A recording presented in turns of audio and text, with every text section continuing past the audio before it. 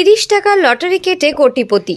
জলপাইগুড়ি জেলার ময়নাগুড়ি ব্লকে চূড়াভান্ডার গ্রাম পঞ্চায়েতে ঝাঁঝাঙ্গি গৌড়ের বাড়ি এলাকার বাসিন্দা বিশ্বনাথ রায়। সবাই তাকে মিঠুন বলেই চেনে।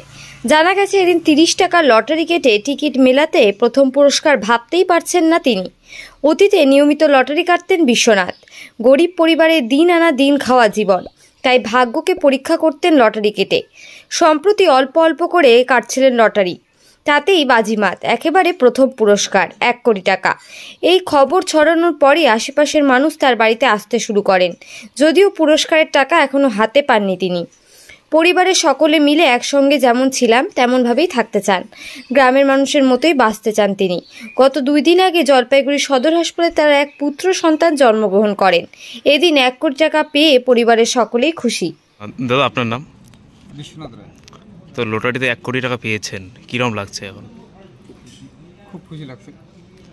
তা একটা হতদরিদ্র পরিবার থেকে আপনি এত লটারি পেলেন, এত টাকা ফার্স্ট প্রাইজ, কীরকম এখন অনুভূতি বা কি করবেন টাকাটা পেয়ে? টাকা তো এখন ব্যাংকে রাখার চেষ্টা করবো। আর এমনি পরিবারে কীরকম অবস্থা আপনার? পরিবারে সেরকম একটা অবস্থা নাই, মানুষের বাড়িতে কাজ করি। আর এমনি কোথায় কেটেছেন লটারিটা? কাটছি সে হলো লিয়ে লটারিতে। তো যার কাছে কেটেছেন তিনি কীরকম, মানে? তিনিও মানে আমাদের মতো। আর আরেকটা বিষয় হচ্ছে, গত 2 দিন আগে আপনার একটা